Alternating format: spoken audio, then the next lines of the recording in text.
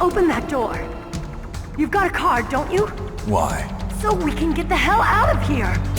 Looks like we'll be a little delayed. What are you doing? Don't think, shoot! When I look back at the PlayStation, there's a handful of games I always associate with the console. One of these is Final Fantasy VII, which reminds me of leveling up with Cloud, Tifa, and Cid, mastering materia, flying around in the high wind, breeding chocobos, and wishing I could breed Tifa. The other game is Metal Gear Solid, the first game I ever played in this series, and honestly, I'd say one of the games I spent most of my teenage years with, when I wasn't off killing demons in Doom or throwing C notes at strippers in Duke Nukem 3D. Developed by Konami and directed by Hideo Kojima, a man who's kinda turned into the Elon Musk of game design, or at least he'd like to think so, it was released back in 1998.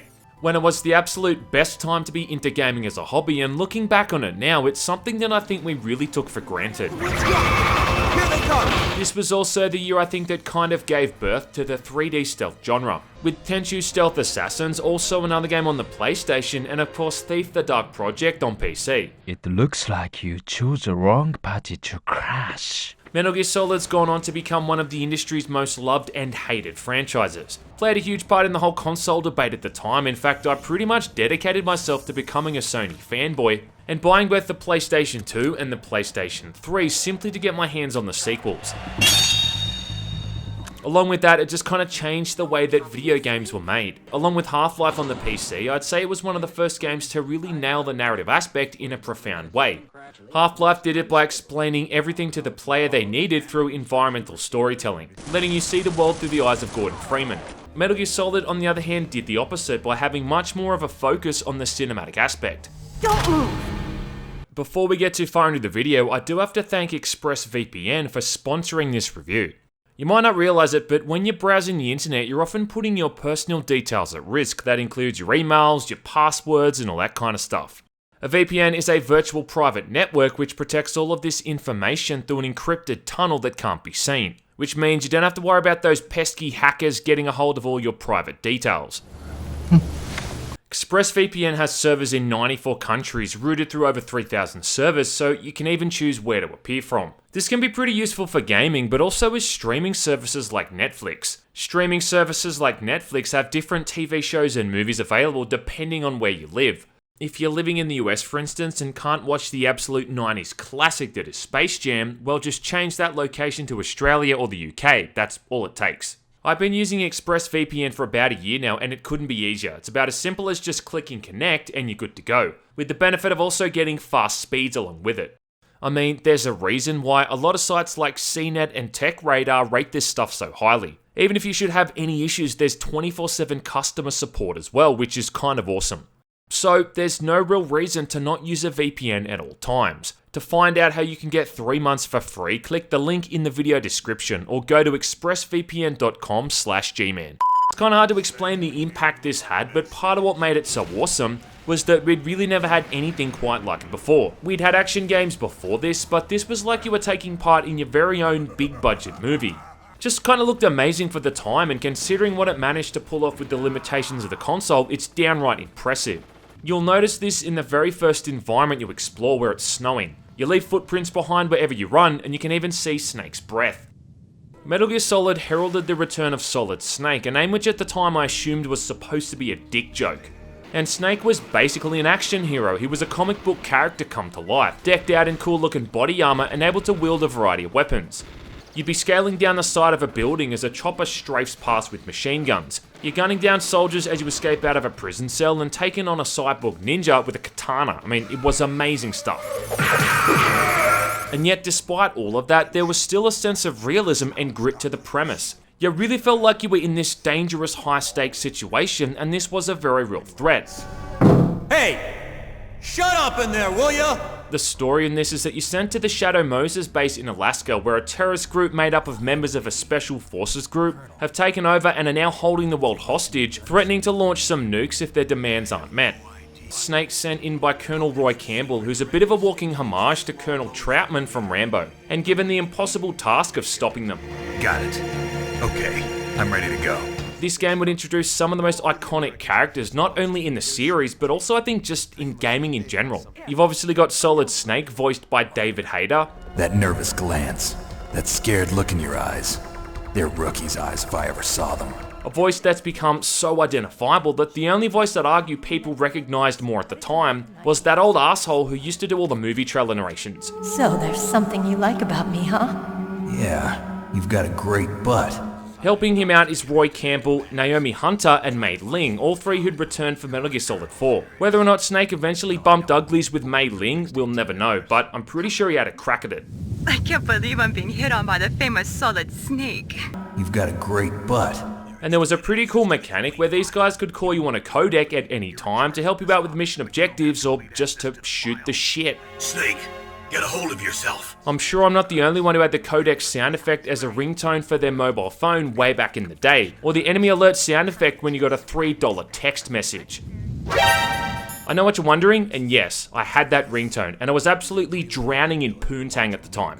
What are you talking about? Anyway, on Shadow Moses, you've got Liquid Snake, voiced by Cam Clark, who also did the voice for Leonardo in the Ninja Turtles cartoon. They're not responding to our demands. And he's the one leading the whole operation, sporting a pretty damn epic mullet.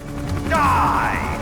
After that, you've got Meryl, who's Campbell's niece, who I blame for getting me interested in tomboys. She plays a pretty big part in the story and assists Snake for a fair chunk of it too. And let me just say, she can assist my Snake anytime. What are you talking about? This is also the first time we get to see Hal Emmerich, or Otacon, who delivers that classic line. It's like one of my Japanese animes. He seems like a little bit of a wimp here, but little did we know that pissing his pants in fear was actually a power move. As we learn in the sequel, this guy's so goddamn alpha that he went on to cuck his own dad. It's like one of my Japanese animes. Not close behind is the DARPA chief Donald Anderson and a bag of bones wrapped in loose skin, Kenneth Baker. Both who Snake is supposed to be rescuing, but it seems that every time he tries to rescue someone, they end up having a heart attack. Oh no, it can't be. Leading the rogue gallery of villains, you got Revolver Ocelot, and if only we knew at the time how much Kojima would milk Ocelot's tits until they were bone dry. There's Psycho Mantis, a creepy dude in a gas mask who has a couple of lines that sure haven't aged well. You don't like girls? And they also set up some pretty good rivalries with both Vulcan Raven and Sniper Wolf, two characters who I don't think could be further removed from one another in terms of appearance and design. Vulcan Raven's a big shaman looking dude covered in tattoos who chases you around with a minigun and an ammo pack on his back the size of a jet engine. And Sniper Wolf is supposed to be a world-class sniper who they claim waits days for her opponent to show their weakness. Though, whenever you fight her, seems she can't stand still for more than 4 seconds. But she's a badass femme fatale that's handy with a rifle and has also been the inspiration for some downright awesome cosplay, so I'll let it slide. No, I'm serious. Sniper characters went on to play a pretty big part in the sequels too. I mean, you had the End in Metal Gear Solid 3, Prying Wolf in Metal Gear Solid 4, and then Quiet in Metal Gear Solid 5. And much like Sniper Wolf, at least 2 of those characters were also blessed with humongous tits. You have my thanks. These characters all get introduced in suitably cinematic fashion. Ocelot's whole set piece is a typical example of a character talking too much when they really should just shut the hell up, which results in him getting his goddamn arm chopped off. What? My hand! To be fair though, I guess that arm was gonna come off at some point. This amputation later going on to be the backdrop for one of the most insane plot devices in any form of media, ever. Not so young anymore, eh, Snake? And Meryl's intro is tailed with an awesome shootout, not to mention a great shot of her ass, and quite an important ass that is Sonny Jim, because let's point out that eventually you'd need to identify it out of a bunch of other soldiers to help find her when she's undercover. And I guess we can close the book on that case. Kojima is a confirmed ass man, a man of culture. So there's something you like about me, huh? It's a good example of memorable characters before a time in gaming where they had to start hiring big-name Hollywood actors for clout. Back when there was enough confidence in the writing, or I don't know, maybe just not enough money in the budget to hire Keanu Reeves or Kevin Spacey, Norman Reedus to fall in for your main characters. It also started a trend that Kojima would eventually take way too far in the sequels, which involved lots of cinematics and dialogue. Some of these cinematics are genuinely entertaining with decent cinematography and action set pieces, but there are a lot of them where you're just listening to characters talk about something related to the plot. Metal Gear Solid might have a pretty slow start, but once it gets going, it doesn't really ever stop. And the constant increase in challenge as the game keeps throwing new things at you, I think is masterfully handled. You start off with only a SOCOM pistol, which some idiot left lying in the back of a truck, but you'll soon get a FAMAS rifle, explosive grenades along with stun and chaff grenades, which scrambles security systems and which you'll also be using in numerous boss fights. Then finally you've got a sniper rifle, which Snake sways around so much when aiming you'd think the guy's suffering from alcoholism. Then there's a radio-controlled Nikita missile launcher and a Stinger missile launcher. Yeah, a literal anti-aircraft weapon that Snake just keeps in his back pocket, along with the anti-aircraft weapon he keeps in his front pocket. For your inventory, you've got thermal goggles, night vision goggles, rations to restore your health, along with mine detectors, body armor, and a gas mask. And it's a pretty good speed and pace at which you acquire all of these. I mean, you never feel like you're caught off guard in this game, and every obstacle is introduced to the player in a way that feels seamless. Each time you knock off one of the bosses, you get a maximum health upgrade, and can even carry more health rations and ammunition. In fact, at times, this almost feels more like a boss rush than anything else, especially early on in the game. First off, you're up against Revolver Ocelot, trading shots with him while he jerks off over his revolver, and shoots out these cartoonishly ricocheting bullets that you'd kind of expect to see come out of Yosemite Sam's gun. What? After that, you're ambushed by Vulcan Raven in a goddamn tank. You'll have to use claymore mines, chaff grenades, and explosive grenades to take this guy out. Right after that, you'll take on the Cyborg Ninja, and the less said about this guy's origin, the better. This guy wants a straight up fight. If you try to cheat and use guns against him, he gets really pissed off. Yeah, sure, the guy with the samurai sword and the cyborg exoskeleton wants a straight up fist fight. Yeah, I'll get right on that. I remember that punch. You end up punching this guy's armored face so many times, it's kind of a wonder that Snake's fist doesn't turn into pulp. Before you've even caught your breath, you're then up against Psycho Mantis, an otherwise straightforward fight hidden behind an at the time confusing fourth wall breaking gimmick. Before you then watch poor Meryl get shot to shit by Sniper Wolf.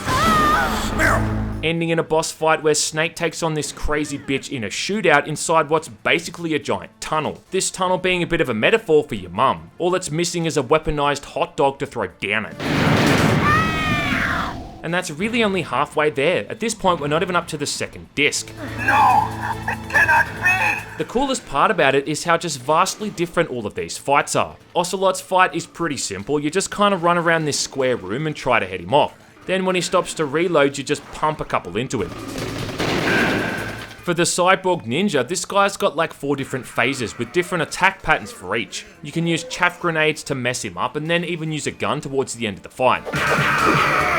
Later on during the rematch with Vulcan Raven, there's a bunch of ways you can tackle this guy. From using Nikita missiles, Stinger missiles, or even just running away, leaving claymore mines or C4 traps behind you for him to run into. The second fight against Sniper Wolf, I'd later learn you can completely cheese by just shooting Nikita missiles at her from a distance.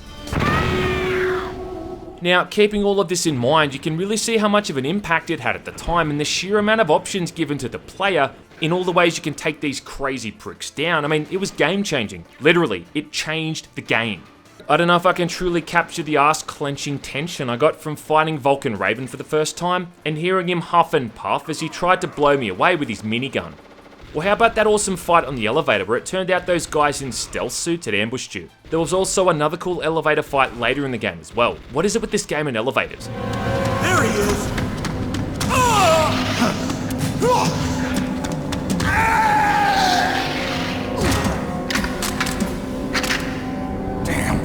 Even the game over screen in this game was awesome, and I think it's one of the few times I didn't mind dying and having to restart. Snake, what happened? Snake! Snake! It was pretty crazy the amount of just general stuff you could do, just in terms of the simple gameplay features to the way that it would often break the fourth wall. One of the classic ones is that you'd actually have to check the back of the CD case to get Meryl's codec frequency. I mean, try to put yourself into the shoes of a 13-year-old G-man playing this for the first time, being stuck for hours only to have the game literally tell me how to progress. In any case, you should contact Meryl by codec. Wasn't her frequency written on the back of the CD case? During a few key sections, you've got to move through lasers and not set them off. And if you don't have the thermal goggles, you could light up a cigarette, causing the smoke to show off the nearby lasers. And off the back of that, having a cigarette out also drains your health. Yeah, they don't say smoking kills on the back of those packets for no reason. One of the real shocks I had playing this as a kid was realizing you could stick C4 on the back of enemy soldiers. Yeah, walk up behind one of these guys and plant a block of C4 on his back. Then you could use him as your very own explosive Trojan horse. The cardboard box is also one of the series' most iconic mechanics. There's a few of these in the game, and if you hop into the back of a truck and wait while one of these is equipped, it's gonna deliver you to a different area on the base. I mean, I guess even though these terrorists took over, they're still making deliveries on time. How courteous. You can even sometimes get away with hiding in one of these in plain sight, as long as you don't move when someone's looking at you. But then it's even more than that, just down to the simple things, like wear a gas mask, and when you go into first person mode, the vision's gonna change to reflect Snake's limited field of view, along with hearing his muffled breathing. Stare at Meryl too long in first person mode and it's gonna weird her out, just like how women react in real life. What are you staring at? And get to the bathroom fast enough to catch her and she'll still be in her underpants. And yeah, Snake knows what's up. I had no idea you were so feminine. What are you staring at? Halfway through the campaign, you can even catch a cold. And unless you find medicine, Snake's gonna sneeze randomly, giving your position away. I mean, this is all from a game made in 1998. What was that noise? Now on the surface, this does look like a pretty standard action game, and there is some fun moments in the campaign where you do get into shootouts with soldiers, but most of the time you're better off just trying to avoid everyone. Doesn't say tactical espionage action on the front for no reason. So you're better off just leaving everyone alone, aside from this guy here, who's always taking a piss. And no one takes a piss on my watch and lives. You've got a radar that shows enemy positions at all times, as well as the entire layout of the room. And when you press up against a wall to take cover, the camera shifts to a more cinematic angle to show your surroundings. Enemy AI isn't brilliant, but it is consistent, which is really what you want with the stealth game. What was that noise? These guys have some serious short-sightedness though, and even when you're standing right in front of them in a well-lit room, as long as you're not inside that vision cone, they're never going to see you. When enemies are killed, their bodies are going to disappear a second or so later, so you don't even have to worry about other enemies finding them. So it's not quite as advanced as the kind of stealth we got in a game like Thief the Dark Project. You don't have to worry too much about the surfaces you're on making too much noise, different light sources or bodies lying around. But like in most stealth games, the most skillful way to play it is to ghost it and go completely non-lethal, well, aside from the bosses. Come on, Snake. People who tell you that this game is aged like a fine wine though, I think need the lenses checked on their nostalgia glasses. And this is coming from a guy who dedicated months if not years of his teenage life to playing this. It still stacks up for the most part, but some aspects of it do feel really antiquated. I think the main issue is the shooting controls and some of the boss fights. The fight against Psycho Mantis, for instance, gimmicks aside, is just kinda crappy. Having furniture thrown at you is just lame, and later on the second half of the fight against a homing missile spamming Metal Gear Rex, followed by a beat 'em up against Liquid, really epitomizes boss fights from the 90s, and not in a good way. I do like the concept of the sniper wolf fight, but every time you take a hit, your aim gets thrown off, which is so annoying that I can actually feel my blood pressure rising in real time. The Vulcan Raven fight, on the other hand, might, I think, just be one of my favourite in the entire series, as well as the whole sequence with Liquid chasing after you in the Hind D. You're not going any farther. And I also love that first fight against Ocelot, so it's not all bad. It also brings me on to the biggest problem with the game's shooting, which is how every time you take damage, you get stunned and lose control for a second or so, unable to fire your weapons or even move. I mean, imagine playing Doom and every time you take a hit from a demon, you had to stand still for a second and can't shoot back. I mean, that's basically what it's like. One of the most annoying things is having to constantly switch back to your keycard to get through locked doors. In Metal Gear Solid 2 they'd fixed this so you don't have to worry about it, but it's still a pain in the ass having to take off a gas mask just to pull out your keycard to enter a locked door, only to put the gas mask right back on again.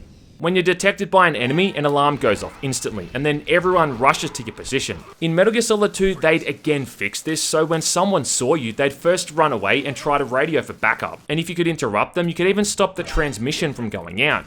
Which is not only a lot more realistic and makes more sense, but is just also a lot more forgiving. I don't know, I guess these guys all have some kind of hive mind and somehow all know exactly where Snake is once an alarm goes off. A fair chunk of the campaign also involves backtracking. Firstly, you need to backtrack to the armory to find the Nikita missile launcher, to get past an electrified floor on your way to reach Otacon. After that, you need to then backtrack again to get a sniper rifle to take on Sniper Wolf. For the final part of the game, you have to backtrack to 2 separate areas to put a keycard into different temperature states, so you can activate 3 separate consoles in a control room on the top of Metal Gear Rex's lair. Before that though, you lose it when it's shot out of your hand, so before you can even begin, you have to go trudging through toxic waste to recover it from a rat that's stolen it. Yeah, this actually happens. Then you have to climb back up Rex again and input the power key in its neutral state. Then you've got to go back and change it to both its blue and red state, which involves running back to both the blast furnace for the red state, and then a refrigerated room you fought Vulcan Raven in for the blue state, and quite literally just standing there and waiting for the power key to change temperature. And both times you've got to make that lonesome journey, climb back up the side of Rex and input the power key. Okay, there goes PAL code number 2. Honestly, I reckon if they'd given Kojima free reign at this point in his career, there'd probably even be some kind of a piss key, where Snake would have to backtrack to the toilet in the nuke building and take a piss on it. Or maybe even a semen key, where he'd have to, well, you get the idea. What are you doing? The whole torture sequence I also think is just a bit of a speed hump at the point when the game was really starting to pick up momentum. You've just gone through a couple of tough boss fights and you're flying pretty high after taking out Sniper Wolf. Then the story pumps the brakes hard and you're taken back to literally one of the starting areas for what ends up being a 30 or so long minute interlude where Ocelot tortures you. How did you like that? The outcome of this torture though is important because if you fail the test, Meryl ends up dying and Otacon ends up helping you escape the base. If you can instead make it through the torture, both Meryl and Otacon survive and you get the infinite ammo bandana, and this is the canon ending. Jeez. It's pretty creative though in the ways you can break out of your cell and overcome the ineptitude of poor Johnny Sasaki, a guy with the worst case of irritable bowel syndrome in all of gaming, a trait that's apparently hereditary. But I can't help feel like the overall pace of the campaign would have been better off without it. Had enough yet? What comes after this is almost constant action until the end of the game. There's the shootout where you're pushing up that tower that has like a bazillion flights of stairs. Then the awesome cat and mouse sequence with Snake facing off against Liquid in the Hind D, which I will never get sick of playing. Culminating in a boss fight that ends with one of Hader's most badass deliveries in the entire franchise. See you in hell, Liquid. After that, you take on Sniper Wolf and Vulcan Raven before the final ending confrontation against Metal Gear Rex. Still, it is a pretty damn solid campaign, and one that's not bogged down with constant codec calls, like what we suffered in the sequel, and I think even if you're playing it now for the first time, it'd still manage to throw enough stuff at the player to keep them constantly invested.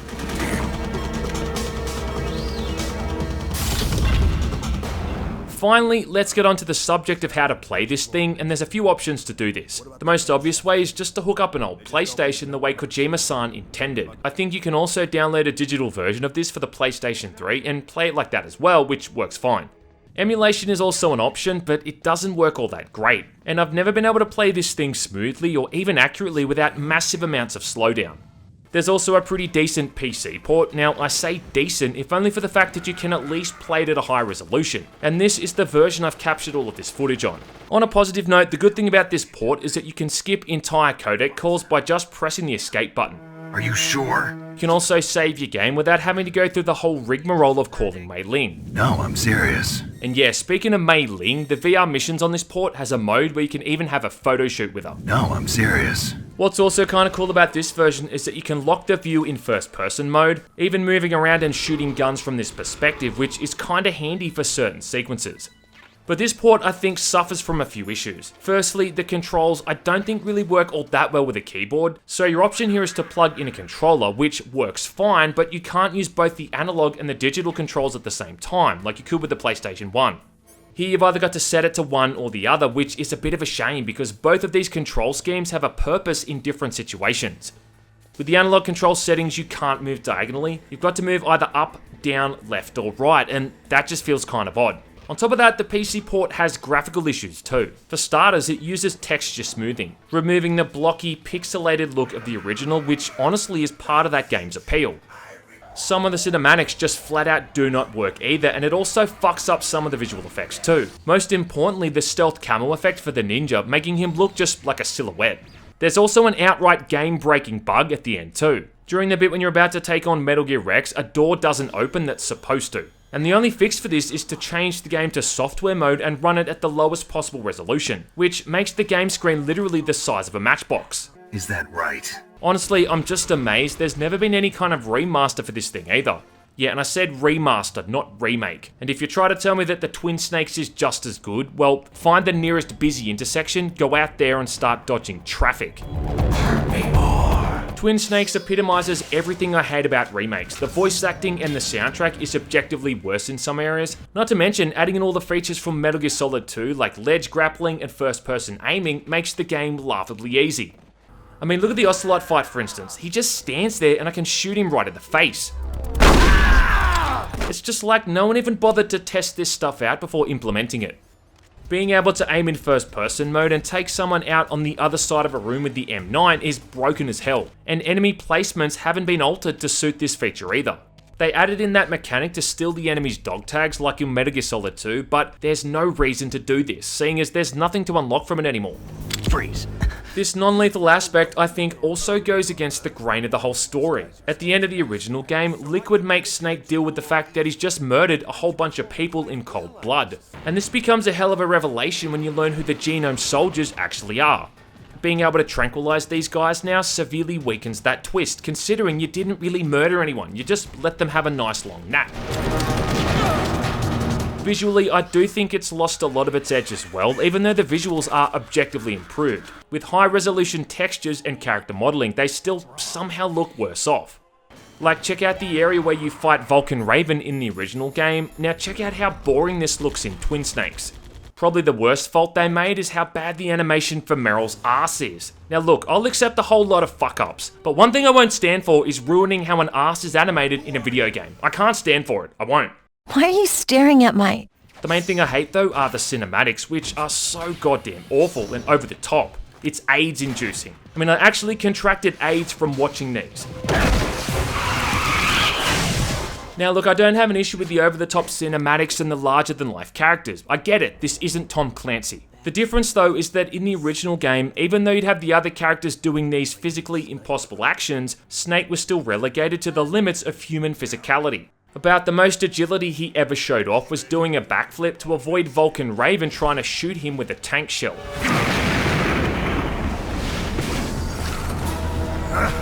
But in Twin Snakes, it's like everybody's taken the red pill in the Matrix and they're all pulling off these superhuman moves, including Snake. He was kinda supposed to be a way to ground the plot, to keep one foot on the ground, but when he turns into Neo doing backflips over floor panels,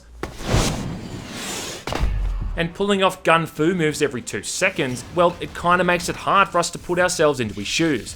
If the playable character starts to do things we can't do during gameplay, well, it creates a disconnect. I mean, at one point, he literally dodges a bullet. And I think we all probably remember the cinematic against Liquid Snake where he backflips off a missile in midair. I mean, come on, son. The second one, when he meets Grey Fox before coming across Otacon, is even worse. And at this point, they're just messing with the fundamentals of how the game tells its story. In the original game, you went to this hallway and find it littered with bloodied corpses, combined with some really creepy background music. I mean, listen to it, it's the stuff of nightmares. In Twin Snakes though, they vividly show each and every single soldier meeting their violent demise at the hands of Grey Fox. It's so blatant. One dude even gets slammed into the wall multiple times. Just like this game is battering us over the heads with these stupid cinematics. Yeah? So what? All of the voice acting has also been redone, but in a lot of ways it's worse off too, and some of the deliveries for some of the more memorable lines is just not the same. Look out, Snake! The guys who stole my stealth prototypes are in there with you! Look out, Snake! The guys who stole my stealth prototypes are in there with you! Even the music is out of place. Check out the track that plays during the title screen in the original game.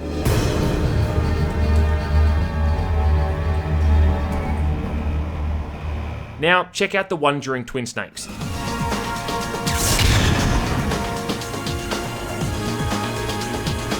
Oh, what next? You know, I could do an entire video on why I don't like this game, but maybe that's for another day. My point of all that is, I don't consider Twin Snakes a good idea to play before the original, and I don't even consider it a good remake in the slightest. Besides, the original game, I still think definitely holds up. But the fact of the matter though is that everything that Metal Gear Solid did well, I think the second game and the third game did better. The gameplay here is kinda like a lump of coal that hasn't quite become a diamond yet. Having said that though, the sequels also had their faults as well. I mean, most people would agree, I think, that Metal Gear Solid 2 went way overboard with the cinematics. There's times in that game where you'll spend upwards of 15 or 20 minutes listening to other people talk. That's right. Metal Gear Solid 3, I think, was a good combination of cinematics and gameplay, giving you a literal jungle to walk around in and turn into your very own stealth sandbox. However, at this point, it was like Kojima had carte blanche with the storyline, and the characters have become some of the most absurd stuff yet. I am the Fury. The flames of my rage will incinerate you. I mean, a character who can control and shoot out hornets. A character who can dislocate his limbs and run around like a spider? Or how about a character who's a literal ghost, making Snake deal with the people he's killed throughout the game in a real meta way? Nothing else though, they did serve as fantastic boss fights, and this is still my favourite game in the entire series. Not to mention, it's one of my favourite games of all time. The name's Eva. If you didn't cry manly tears at that game's ending, well, I have to assume that you don't have a soul. Metal Gear Solid 1 though still has a special place in my heart, and like a lot of other games from that same time period, it just reminds me of a simpler time in life, when about the only thing I ever had to worry about was school assignments and acne, as opposed to now when I've got to be concerned with paying bills, grocery shopping, and whether or not the country's going to go into another toilet paper shortage. As a consolation though, if that did happen, I could at least spend more time reminiscing about games like this. You're a strong man. I don't think there's ever been any other game that has a combination of fighting a cyborg ninja with your bare hands, escorting a tomboy past a den of wolves, or witnessing a man suffer from explosive diarrhea. And at least if nothing else, you can check out the kind of games Kojima used to make, before he made overly glorified and pretentious walking simulators. That takes care of the cremation. Excellent, Snake.